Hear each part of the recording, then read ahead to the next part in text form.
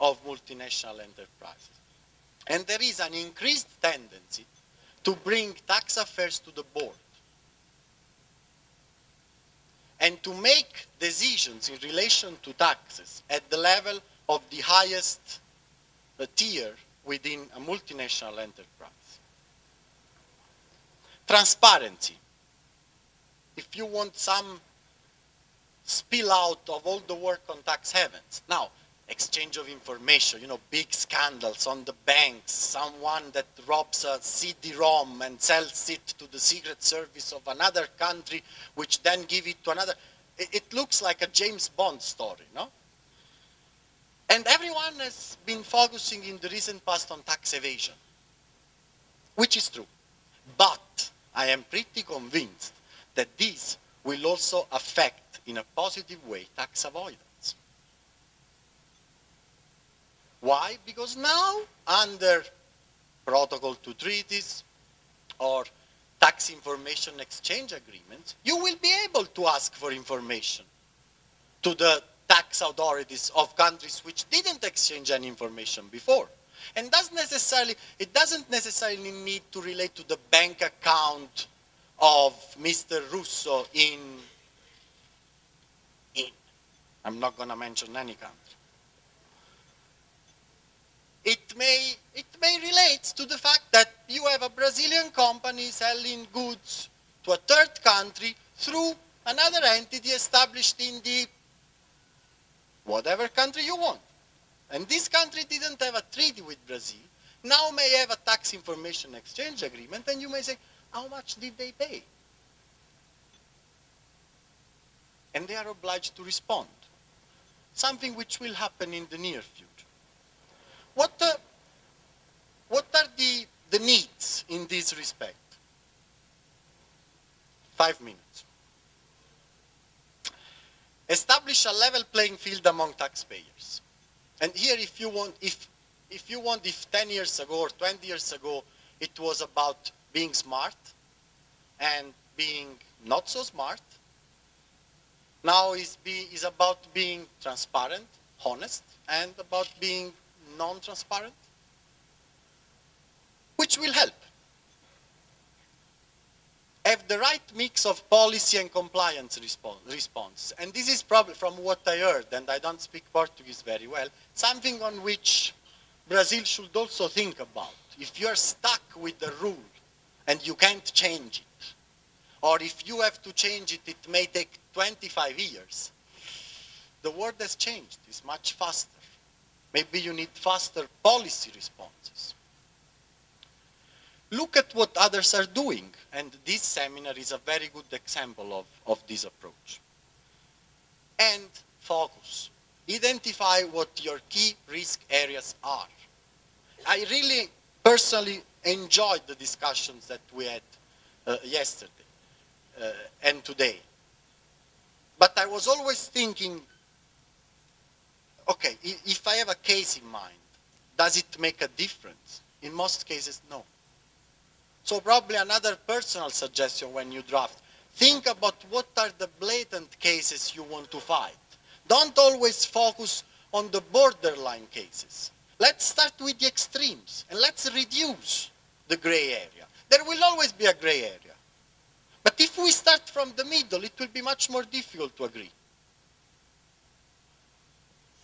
What is the future work? Revision of the multinational enterprises guidelines. This is not the transfer pricing guidelines. This is guidelines which are applied on a voluntary basis by multinational enterprises, and they will probably reinforce this message about the spirit of the law and bring tax to the board concept. Disclosure initiatives. And please remember these words: timely, targeted, and comprehensive information. There is a trend in an increasing number of countries. I'm not going to enter into details, but maybe, you know, John may tell us about the uncertain tax position novelty in the United States. Someone else will tell us about the mandatory disclosure rules in the United Kingdom, in Canada. Someone else could talk about the enhanced relationship, the horizontal monitoring in the Netherlands. In Spain, 25 of the largest taxpayers in Spain have signed a code of conduct with the tax authorities. In Italy, unconceivable 5 years ago, there was always like a conflict, tax authorities, taxpayers. Things are changing. And what's the mantra? You need, as a tax administration, to have the necessary information. And focus on arbitrage. Arbitrage is, if avoidance is difficult, arbitrage is even more difficult. Because maybe what the taxpayer is doing is even in line with the spirit of both pieces of legislation in the two different countries. But the result of the mismatch is a more favorable treatment. And here countries have taken a, how can I say it without offending anyone, a schizophrenic view. They close some schemes, dual consolidated losses, but they don't close others. Why? Maybe it's something on which we will have to work and take into account the effects of this. Do you really want to have foreign enterprises being more competitive than your domestic enterprises? Because if you have a fully domestic enterprise, usually you cannot have arbitrage because you operate only in one country, or at least international arbitrage. And here I conclude.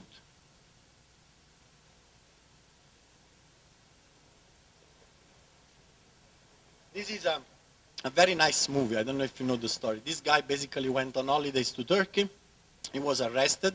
I didn't put it on the slide, but basically because he was trying to bring a few kilos of hashish back to the United States.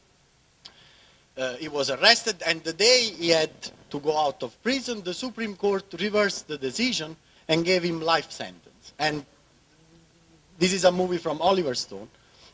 And the movie is famous, and the guy is famous. It's a real story because he says a sentence very offensive for Muslims.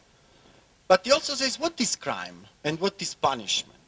The answer seems to vary from place to place and from time to time. What's legal today, it's suddenly illegal tomorrow. What's illegal yesterday, all of a sudden becomes legal today because everyone is doing it. I'm not saying this is right or wrong. It's just the way things are. And that's what I am saying. I don't have any moral, ethical view on the subject of tax compliance. As a representative of the OECD, I may have one as Raffaele Russo, but I'm not going to tell it to you now. The key issues in relation to the general anti-avoidance rule for those who will work tomorrow. The scope. What do you want to cover? I think it is vital to make sure that you reduce the potential uncertainty derived from this general anti-avoidance rule for bona fide transactions. It is important to clarify the relationship between the general anti-avoidance rule and more specific anti-avoidance rules. Do they apply at the same time? Which one applies first? Which one prevails? The burden of proof. Who has to prove if there is a business purpose? The tax authorities or the taxpayer? Penalties, already discussed. And the internal process. Who deals with that? But my view is, in any case, GAR is not enough. The approach to tax compliance, from a government point of view, should focus on three elements. The products, casa e separa.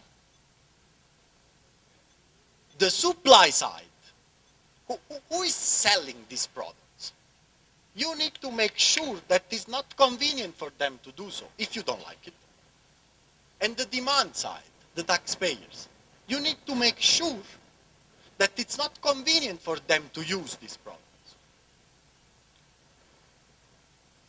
Key aspects. Identify your major risk areas. Don't just go for everything. Focus. Obtain timely, targeted, and comprehensive information. Maybe a disclosure regime. Establish and enhance the relationship with the taxpayer. Discuss, talk. And this seminar, I think, is a very good example. And set up the internal process in order to make sure that the responses to the areas that you don't like, both in terms of policy and administrative response, are always consistent. I think if you want the general I'm going to say it in Portuguese. Sorry, interpreters.